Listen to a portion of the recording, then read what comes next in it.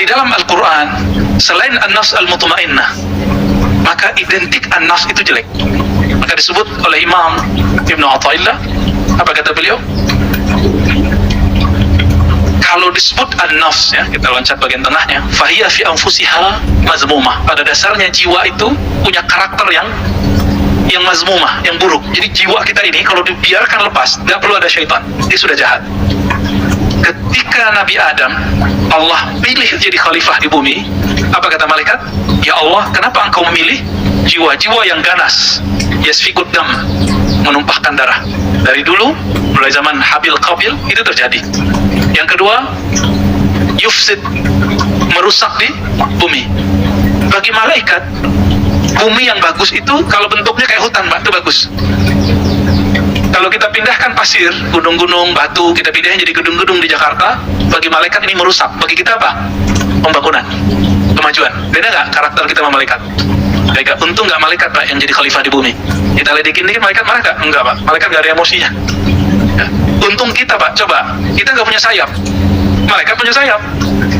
Kalau bukan kita yang mentadbir bumi, maka tidak akan ada namanya mobil, motor, pesawat.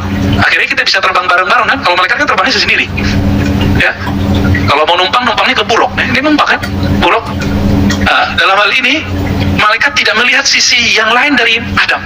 Bahwa Nabi Adam tidak hanya nafsiyah, membunuh ataupun merusak. Dia ada sisi lain.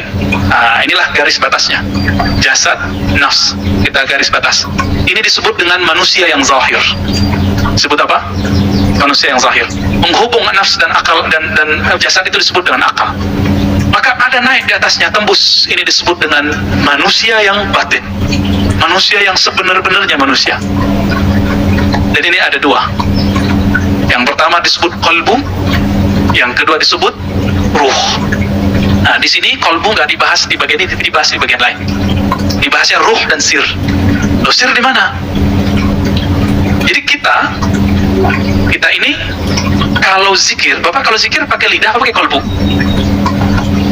Dua-duanya, serius. Kita cek nih, ya. Kalau sholat tadi pakai fisik, benar? Qalbunya ngikut nggak? Serius. Tadi khusyuk nggak? Kalau tidak ada keselarasan qalbu dengan apa yang dibaca, maka berarti sholatnya baru jasadiyah.